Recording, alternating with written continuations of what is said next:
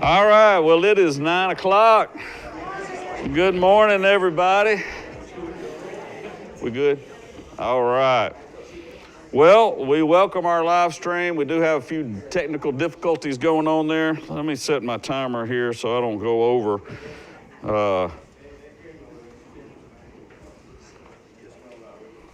There we go. It gives me my 5-minute warning there. So, well, good morning. We are going to be in 1st and 2nd Corinthians today, of course, not by bread alone. 66 books or 66 writings in 52 weeks, and we are making our way. Who would have ever thought that we would have covered the minor prophets and Isaiah and everything else we've been doing?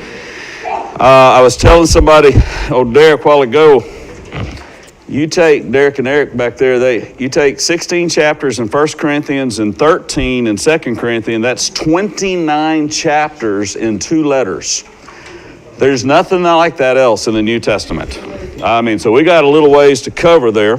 So hang on to your hats. We are going to jump into 1 and 2 Corinthians. To do that, we're going to jump from the time that Paul wrote 1st and 2nd Corinthians. We're going to jump about 1,440 years in the future to understand.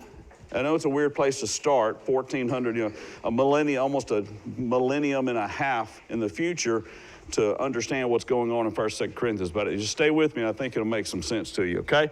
So, all right, finish this statement. In 1492, Columbus sailed the ocean blue. If you've never heard that, well, now you have. In 1492, Columbus sailed the ocean blue. Now, the question is, sorry, Sham, I'm not supposed to be moving so much. Why? Why did Columbus sail the ocean blue? He was told to. Well, he was told to, and looking for a passage where?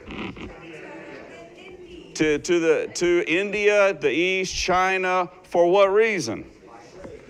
Looking for trade, spice, silk, all the good things they had. Why was he looking for a new route? Because going around the Cape of Africa there was treacherous and going to take a while, all right? So whenever he starts sailing west instead of east, or south and then east, if you picture this on a map, he bumps into what?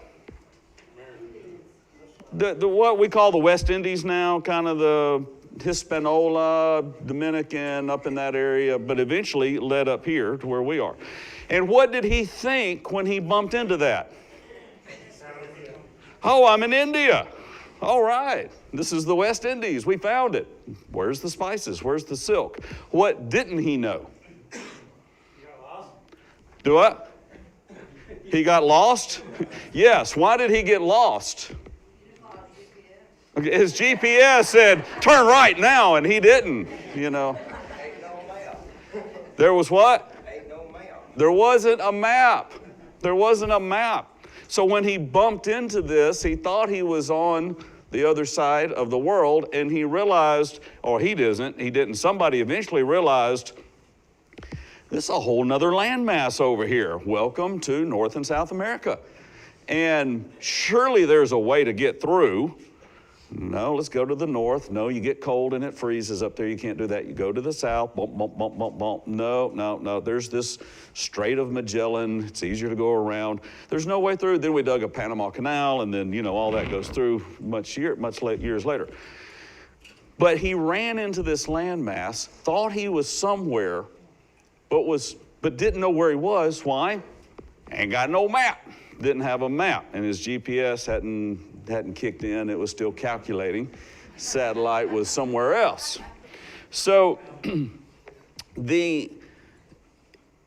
so he thinks he's somewhere, and he starts making assumptions, and the world at that time started making assumptions based on what the information they had at the time, and realized, we've got to figure this out. Well, it opened up to a whole nother level of exploration, and here we are in Northeast Louisiana many years later. So let's back up 1,440 years and say, what in the world does this have to do with 1st and 2nd Corinthians. There's a lot in 1st and 2nd Corinthians. There's a lot of confusing things in 1st and 2nd Corinthians. If we, like Christopher Columbus, approach 1st and 2nd Corinthians without a map and a context, we can bump into things and think, oh, that's what this is. No, that's not what this is. And so we have to be careful to understand the context. 1st and 2nd Corinthians can be a tough navigation. If you think you're in one place, but really somewhere else, or it says this in one place, but says this somewhere else, it looks like it could be contradictory. That's why context is so very important, especially when it comes to these two letters. The role of context is paramount. It's important to understand the cultural context, the layout of the letter, where it's going, and why it's going there. And so whenever you do that, it kind of gives you a roadmap. Does it make it a little less weedy? Yes, but you're still in the weeds. There's a lot going on in 1st and 2nd Corinthians.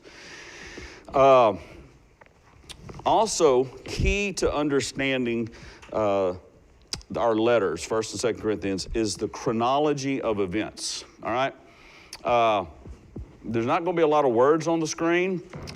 There's going to be a lot of pictures, which was great for me because I was not a great reader, so I always liked the pictures. This is our chronology, and we're going to spend some time breaking these pictures down on this map to know where we're going. I normally teach from an outline. I'm teaching from a timeline today, and we're going to be working some outlines into it, okay?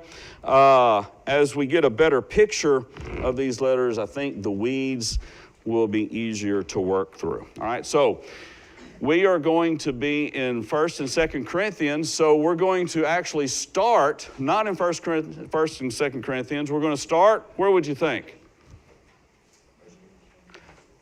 The book of Acts, okay? So Acts chapter 18, turn there with me. These letters, the events that happened in Corinth and the letters written to the Corinthians, all were during Paul's 2nd and 3rd missionary journeys, all right? So this map right here gives you the idea, it gives you a picture of Paul's missionary journeys. Let me explain the missionary journeys a little bit. There were basically, when you look at the maps, when you were younger, and you've heard me say this before, and you didn't really know what the preacher was saying, and you didn't pay attention, so you had your Bible and you started looking at the maps in the back just because it was colorful and pictures and saw the lines. You didn't really know what you were looking at. This is what you were looking at. Some of it is Paul's missionary journeys. Those who smiled are like, oh, I've done that before. Maybe you still do that now. Maybe you're doing that right now, and that's okay. But this is Paul's 2nd missionary journey, starting roughly in Acts chapter 13 and going all the way to the end of the book of Acts is Paul's journeys throughout the then known world. Starting in Jerusalem or starting in Antioch, he went on one little limited journey and then expanded that journey out a little bit during the 2nd journey. And he would meet people. And the thing is, the way we travel usually is we go somewhere and then we come home. The way they traveled then, they would go somewhere, stay and work a while, go somewhere else, stay and work a while. Paul was kind of nomadic in doing that. He wasn't married, he didn't have family, this was his calling, and he would go and work in places. And then on the 3rd journey, he went back and visited other places, the same people. So if you look at the maps here, you can see that he left there. If you look to the right there, you can see where he started in Antioch, went through this. That's modern day Turkey, by the way. And then you cross over into Macedonia and Greece. And he comes all the way down here to Corinth. And that's where we are in chapter 18. So let's read just a little bit here. After this, verse 1, after this, Paul left Athens and went to Corinth. There he met a Jew named Aquila, a native of Pontus, who had recently come from Italy with his wife Priscilla, because Claudius had ordered all the Jews to leave Rome. Paul went to see them because he was a tent maker as they were. He stayed and worked with them. Every Sabbath he reasoned in the synagogue, trying to persuade Jews and Greeks. When Silas and Timothy came from Macedonia, the idea here is that he would sometimes send people ahead and then sometimes leave people behind to do work. And Paul and Silas, or Timothy and Silas, were left behind. Paul devoted himself exclusively to preaching, testifying to the Jews that Jesus was the Christ. But when the Jews opposed Paul and became abusive, he shook out his clothes in protest and said to them, "Your blood be on your own heads. I am clear of my responsibility. From now on, I go to the Gentiles." Then Paul left the synagogue, went next door to the house of Titus Justus, a worshiper of God. Crispus, the synagogue ruler, and his entire household believed in the Lord, and many Corinthians who heard believed and were baptized. Okay? If you look here, this is kind of zooms in on Corinth. Paul spent 18 months, a year and a half, working in Corinth. Other than Ephesus, in which he goes on the third missionary journey, this is the longest he spends working in a city. There was a lot of work to be done. The missionary team, Priscilla and Aquila, you've heard of them, married couple, kind of a power couple there, I guess. And Silas and Timothy, people who had been with him before.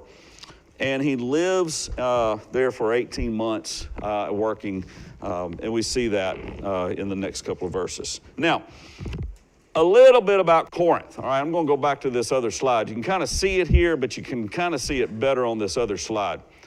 So you see, all right.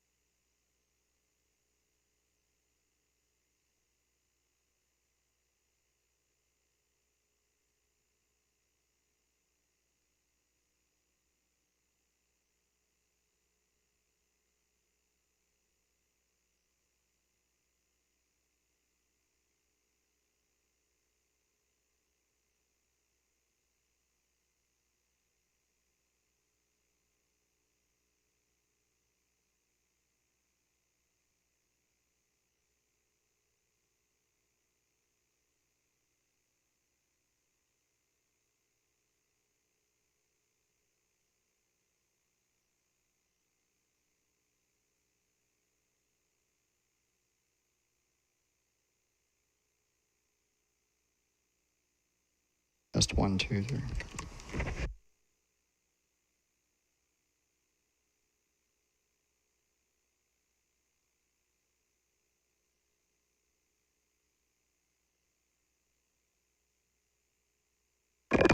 It just happened. It just happened. Okay, good.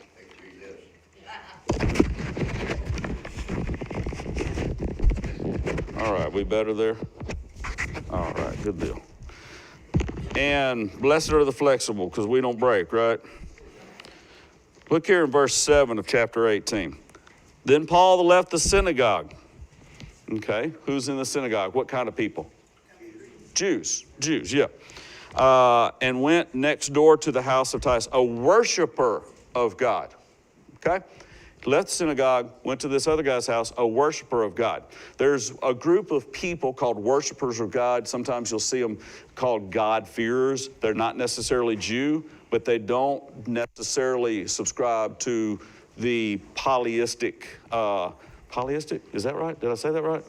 Yeah, polytheistic culture of the Grecian world, and they worship God. And they are probably Gentile. And Crispus and his entire household believed in the Lord, and many of the Corinthians who heard him believed and were baptized. So you had God-fearers, you had Jews, and you had Gentiles. Now, all three of those coming together in one church, what kind of problems? In fact, if you even look at 1 Corinthians 6, it says, given that some of you were this, some of you were this, some of you were this, some of you were this. That's what you were, and they were baptized out of that world. You get God-fearers, Jews, and Gentiles, pagan Gentiles. What kind of problems do you think that would create in a group of people? Non-denominational kinds? Huh? Non-denominational kinds? All kinds of, non-denominational kinds, yeah, okay. So what else? Okay, some kind of racism in a way, because you have Jews who were saying we're God's chosen people, Gentiles, don't bring that bacon in here, even though it smells good. I mean, when they start drawing lines on food and how you dress and things like that. And then you have the God-fearers who are kind of caught in the middle. I mean, you think about it. You think about just the makeup of this room that we have here. We have those who grew up in and out of church, slept in the pew, swam in the baptistry, and understand what's going on. Then you have those that maybe came along later on. They're like, okay, I've been here long enough. I'll believe in God. It was just not real serious to me, but I never really bailed off into the world. And then you got those that were, I have no idea who this Jesus guy is. And they're all sitting right here in this room. And there can be a tension there of not knowing what to do or how to act or how to respond. I'm just not real sure. And I think one of the best stories I ever heard of this is Johnny told me this story. He watched a guy do communion. Because, you think about it. If you've never done the Lord's Supper or communion before and you don't know what to do, what's this cracker? What's this juice? And then if somebody says it's the body of Christ, the blood of Christ, and you get a little, okay, what's that mean? And Johnny said he watched somebody teach somebody how to do this. Okay, of course, we're in Louisiana, a lot of South Louisiana, a lot of Catholic influence. He said, okay, now what you do is you open this and you take that. So he does. He said, now you turn it over, shake it up good. And you open it up and you take that. Now you do this. And so it's like mixing the whole Church of Christ Catholic thing going on here, And I thought, how pure is that? Now, some of you just got a little tense about that. I'm not sure you did that right, but that's okay. Welcome to the Corinthian church, and it's one of those things where that's one person being pure trying to teach another person how to do that, and we're just trying to walk along.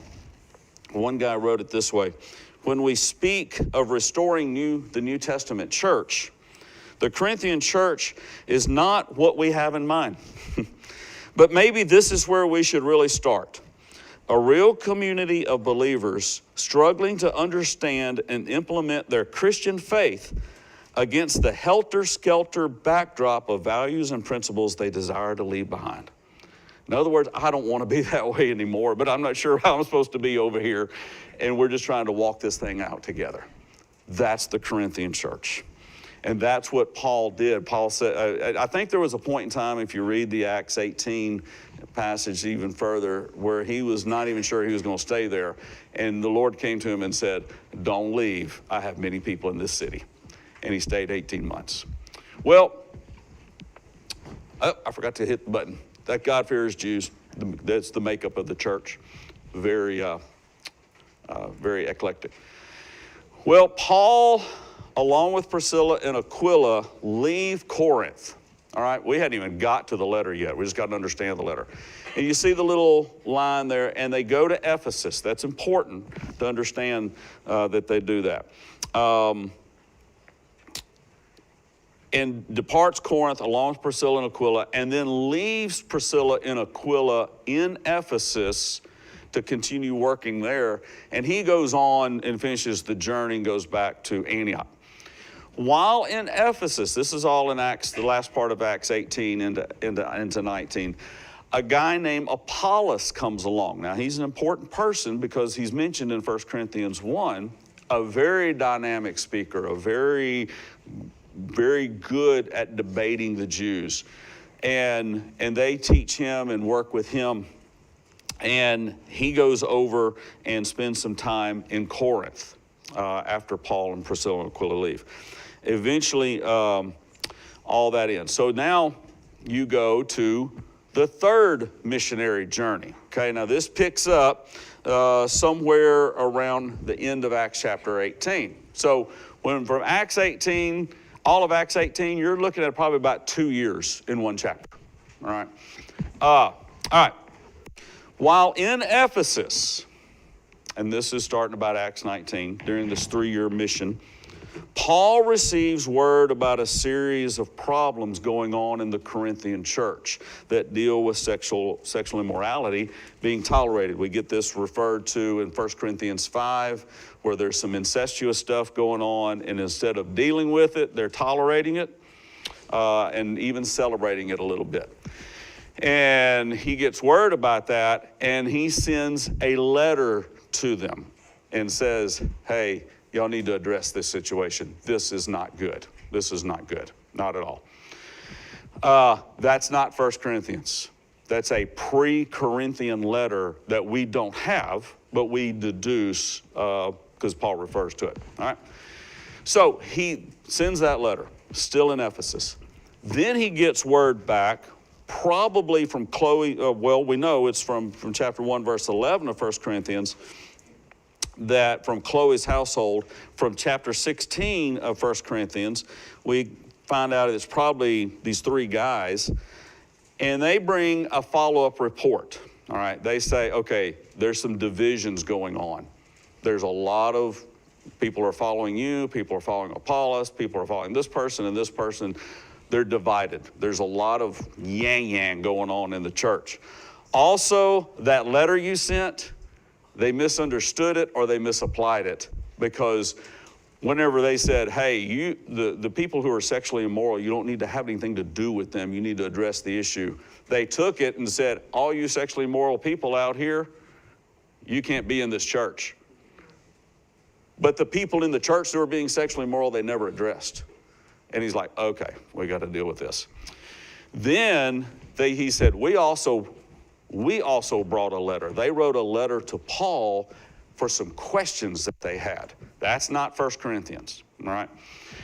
So what you have going on, Paul's in Ephesus, and he writes a letter, receives a letter. And then when he receives that report and that second and the letter from them, that's when he writes 1 Corinthians. All right, see how it can be a little confusing if you don't know that and navigate. So part of 1 Corinthians, he answers the questions. Actually, he deals with all of this, but part of it he's answering their questions, but we don't have their questions, we have the answers. It's kind of like Jeopardy. You know, you got to give the answer to the question that's there.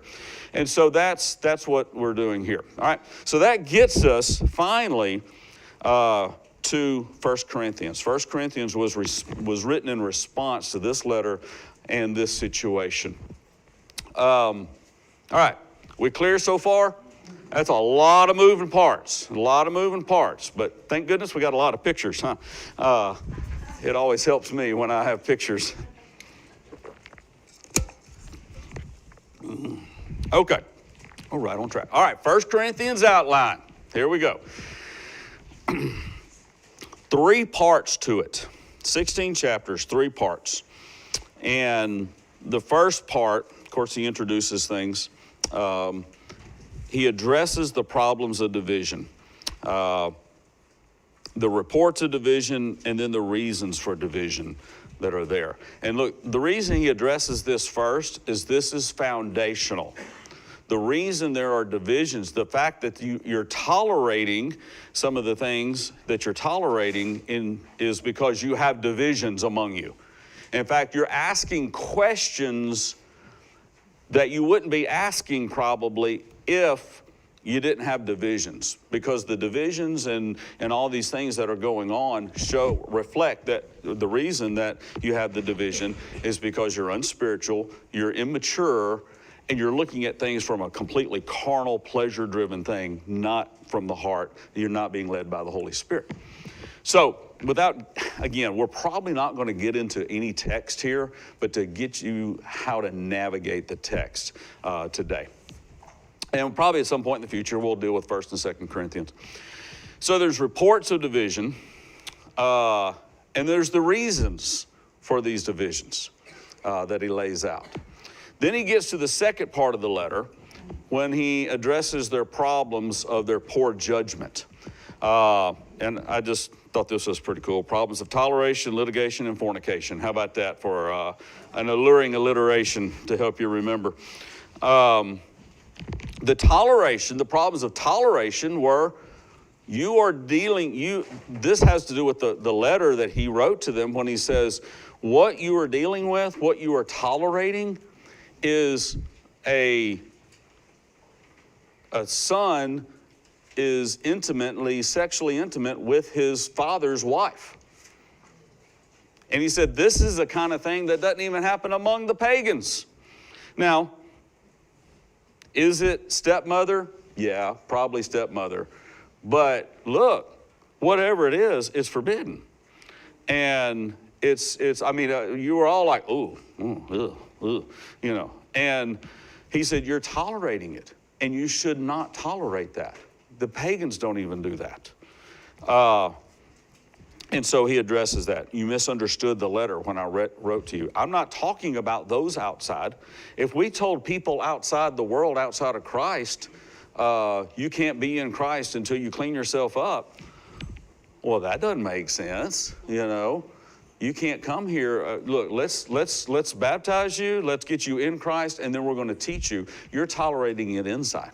All right, so there's a difference that's there. We can't expect the world to act like believers when they don't believe. That's what we're here to do, teach them how to be believers, right? Teach them about Jesus. Doesn't mean we like it, doesn't mean we tolerate it, but we sure do share Jesus with people. Does that make sense what I'm saying? Okay. Problems of litigation. They were suing one another.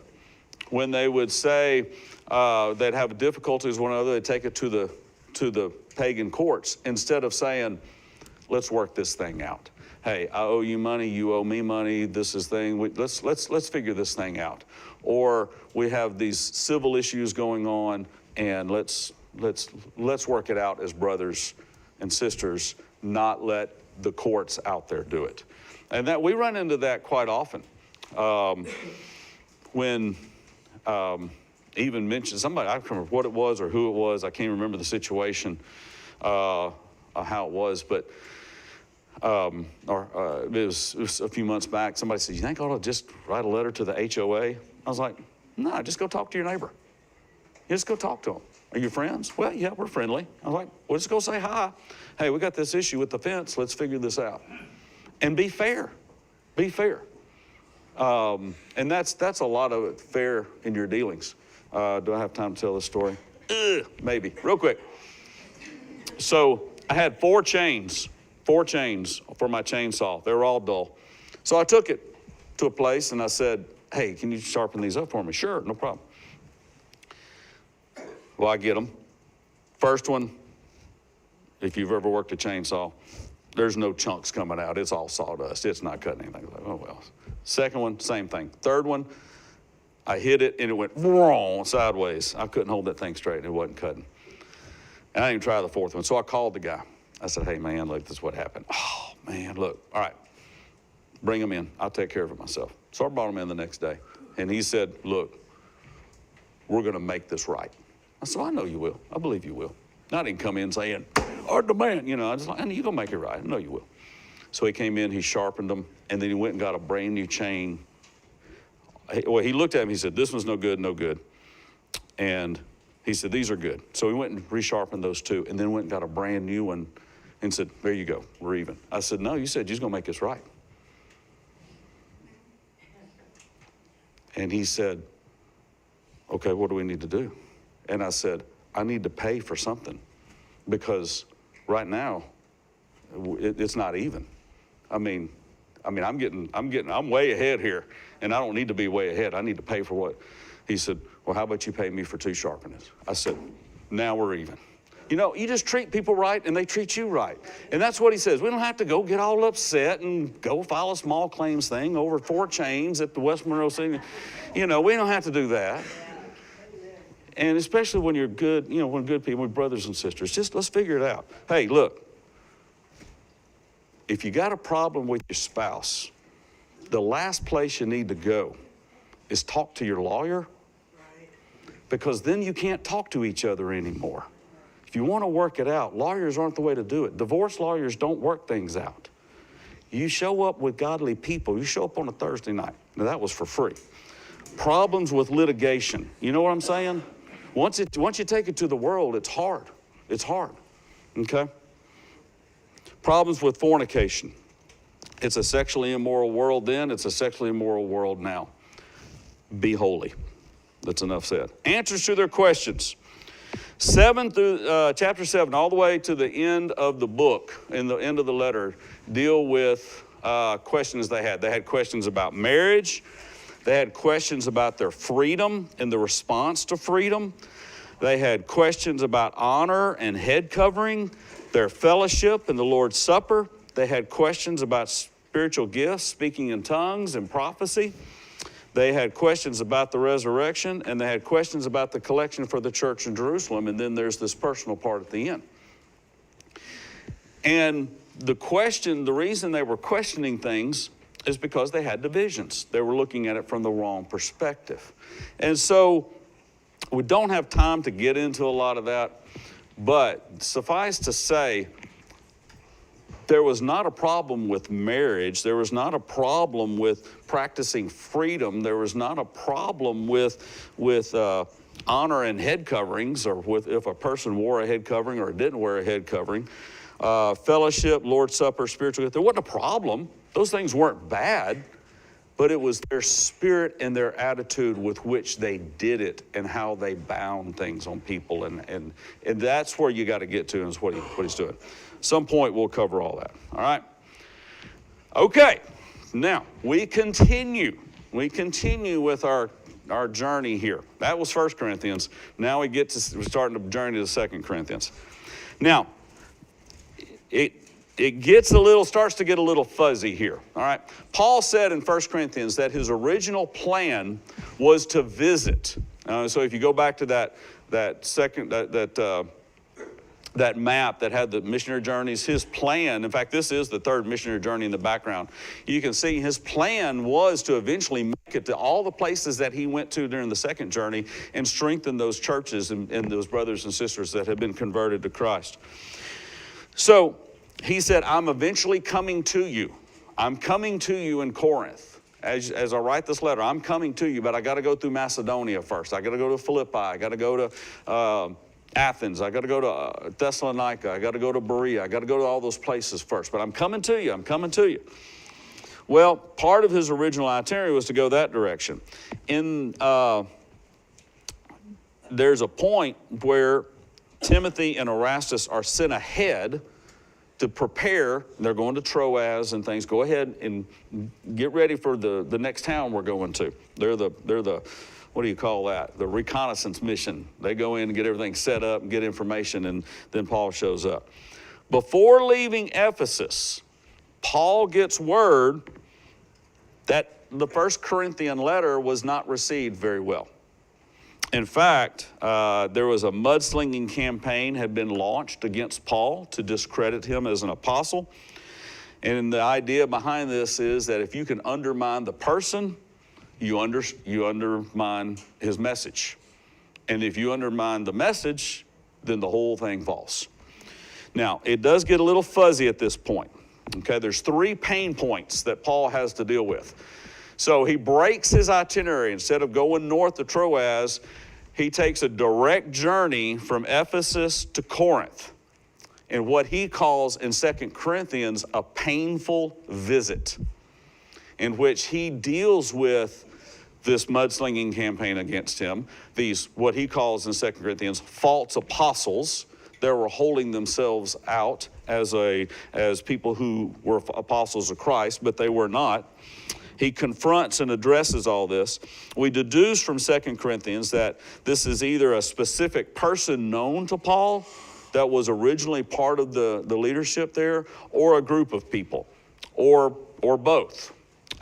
Has a very Galatian feel to the letter. Once we get to Galatians, which I think is next week, actually, and if you read 2 Corinthians and Galatians, you'll see there seems to be some similar problems going on. Paul then, after confronting this situation and these people and this person, goes back to Ephesus. And then he gets word that it's still not good. In fact, it's getting worse. So then he writes a painful letter. So he had a painful visit confronting a painful person, and then he writes a painful letter. Now, we don't have this painful letter. So you think about it, including 2 Corinthians, there's 5 correspondence. A letter written to Paul or from Paul, a letter written to Paul, 1 Corinthians, a painful letter, and 2 Corinthians. Of the 5, we have 2. Why don't we just have those? Because that's the ones the Lord wanted us to have. Okay, I don't know. That's just my answer to it. I don't know where they are. They're not lost. They're exactly where they need to be, but we have what we need. And so he writes this painful letter. Then, and he sends it with Titus.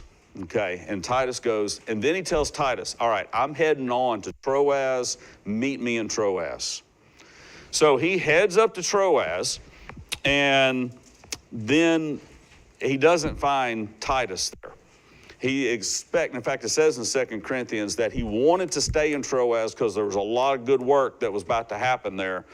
But he said we could find no peace because Titus had not come to us and we had not heard anything about you guys, what's going on. So he went ahead on his original itinerary and he came to Philippi, whom he's been to before, Philippian jailer, writes Philippians 2, and says, we finally found Titus. Titus has finally come to me and our joy is restored. And once he hears and finds Titus, probably from Philippi, he writes 2 Corinthians at that point. Now, 5-minute warning. Or 10. Yeah, 10 minutes. Okay, we got this. You like 5 better, huh? All right, so we'll get to this 2 Corinthians. We'll get to that in a second. Reading and under 2 Corinthians can be just as much of a challenge as 1 Corinthians. One guy wrote it this way: reading 2 Corinthians is something like turning on the television in the middle of a very complicated play. People are talking and things are happening, but we're not all sure who some of the characters are and what the plot is. And if the scholars are saying this, and we're just ordinary people, so it can be a tough navigation. It appears to be all over the place. The problem in 2 Corinthians is vastly different than 1 Corinthians.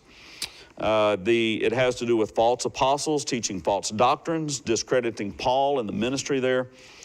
The false apostles, Paul says they're masquerading as apostles of Christ. Masquerading. They're not. They try to discredit him by saying he's uncaring because he didn't come to them when he said he was. He was delayed, that he's preaching for money, the collection for the saints going through this famine and drought in Jerusalem, his fundraising campaign. He said, he's just preaching for money. He's taking that money himself.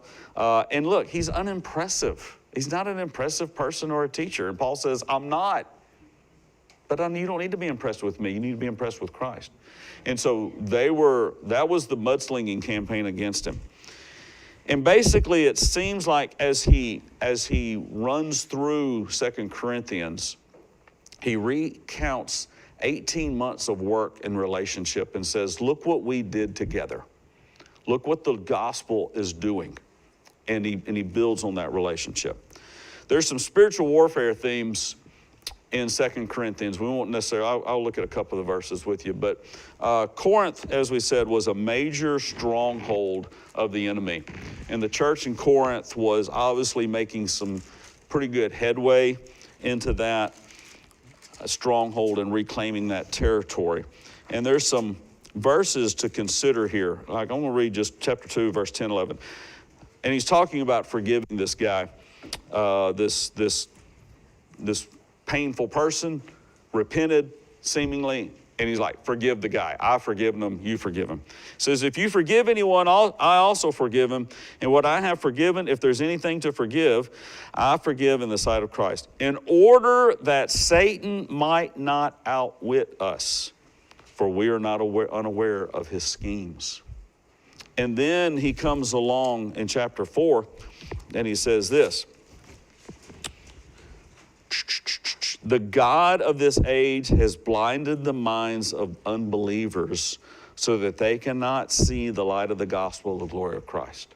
And then you have these other things, these other verses where there's a lot of spiritual warfare things. He's like, what's going on? These problems that you're dealing with are a result of spiritual attacks from the spiritual world. Now, I don't have time to get into all of that, and we'll do that at some point. Have done that, and we'll do that at some point. But there's some thought in spiritual warfare that in the spiritual world, that this physical world is a manifestation of the spiritual world, and that there are geographical strongholds that the enemy has. You kind of see that a little bit in Daniel, the prince of Persia, and if that's the case, and I'm okay with believing that, then Corinth was a major geographical stronghold of the enemy, and it was showing itself. And whenever the church and godly people empowered by the Holy Spirit to make a headway on that,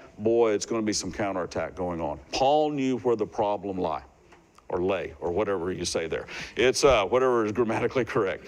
Paul knew what the problem was and how to address it. So 2 Corinthians outline. It's a little bit simpler, though it's a little bit harder to read. Paul's comfort and pain, and then his ministry to the Corinthians. He had comfort, but still pain because of everything he was going through with them and also in the work. There was physical pain from the work and emotional pain from the struggle of dealing with them. And the message and the mission is recounted there. And then he comes all the way through in chapter 7 and says, the ministry has been restored. Then he comes in and says, let's continue this mission. I want to appeal to you to continue what we started. That chapter 2 through chapter 6 is like, this is what we did together. This is what the Lord did. This was our message. This is what we did together. This is how we made strides. You remember when that person came, showed up, and they just got off work at Aphrodite's temple, and they just came in crying and broken, and we didn't know what to do, and we shared with them, and we just talked to them. We gave them a meal, and we nurtured them, and they healed, and we baptized. You remember that? You remember that? That's what the Lord did. Boy, can't we do the same thing? You remember when so-and-so showed up? Well, they didn't know what to do. We baptized them, and then they grew. Yeah. Now they're an active part of our house church. Yeah. That's what he's saying. That's what we did. And now we've been restored. Now let's continue that work. I'm still raising money. You're a rich church. The Macedonians are not. You need to give the money for the Jerusalem people. Let's finish what you promised. Get it ready. I'm coming to get it. I'm going to be there soon. Be ready. And then the other is you got some false teachers around you. I'm coming, and let's get together and let's root this out, because you're living in a house of cards right now, and it may fall, and I don't want it to. I'm desperate for you. And you hear that rawness and that desperation. And then he concludes. So, a guy I follow, Mark Moore, said this: some will criticize the Corinthian church as a corrupt church. I cannot share that sentiment, for all her problems stemmed from the one thing she was doing well: calling all sorts and sundry to the cross with the promise that the resurrection changes everything. There is no social group in all the ancient world that successfully bridged the social divides, economic divides, racial divides, gender divides, and political divides. The Church of Jesus Christ was the only truly inclusive group. Though that caused some of her deepest problems, it is still yet her greatest boast. And this is the walls that are broken down. So where do we see Jesus? And that's the navigation, okay? That's where we've been. It's where we started. It's where we've been. Where do we see Jesus? We see Jesus breaking down walls between people, as he talked about in Ephesians 3. The gospel changing even the most drastic of broken lives, that 1 Corinthians 6. This is what some of you were, and it's a pretty good list. Christ brings us to him and matures us in him. It's not just, okay, you're in. No, there's a maturity, there's a sanctification that continues to happen. Christ is bigger than the difficulties we face. And the gospel restores broken lives and broken fellowship. It's very important. So what are the considerations for us as present-day believers? I originally wrote modern-day believers, but modern is a relative term, isn't it? They were pretty modern back then. We just think we're modern. There are no perfect churches because there are no perfect people. Christ is perfect and his bride is perfect. But there's going to be issues because churches and people are similar in that we have problems. We're broken people that are being redeemed in this beautiful thing called the body of Christ. People in churches are similar in that there are people that know they have problems and people with problems who don't know it or admit it.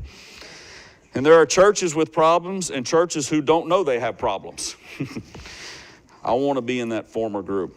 That's where God does his best work. That we look around and say, we're a bunch of broken people with some broken issues, and the Lord is redeeming us, and glory to God and for his grace. The other thing for a modern or present day believers, especially down here in the Bible Belt in our area where there's a church every other block, stick with people in a fellowship long enough to see growth and progress. Otherwise, our view of people in a church gets stuck. If you leave mad, then you never see. If you leave a fellowship mad or upset or unsatisfied or, it's just, I need a change. And I don't say that flippantly. I mean, but I guess I am. But you miss, it may be time for a change. But you miss the growth and the progress that you can journey with people on.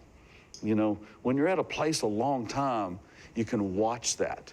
You can remember what was, and they can remember what was about you, about me. And unfortunately, a lot of people remember me as an impulsive teenager. Now I'm just an impulsive adult, I guess. I don't know. But most things that people leave fellowships on are not doctrinal. They're preference. They're preference-driven or personality-driven. Stick with people long enough. I've had a lot of conversations with people who have gone to other churches, and that's fine. That's fine. We're still friends. But I always say, two things. Go and grow. Don't leave mad. Go and grow. Two, especially if you grew up here, everybody's got a junk closet and a junk drawer. You just know where all ours are. And we probably had a few more, but anyways, than others. We're kind of junky around here. Don't give up on people. Of all the problems that the Corinthian church had, you know what he still called them? Brothers and sisters. Sure did. Recognize where the attacks are originating from. If we're doing the Lord's work, we will come under attack. And that, my brothers and sisters, is a very quick overview of 1st and 2nd Corinthians. Hopefully that helped as you read through it. Love you guys.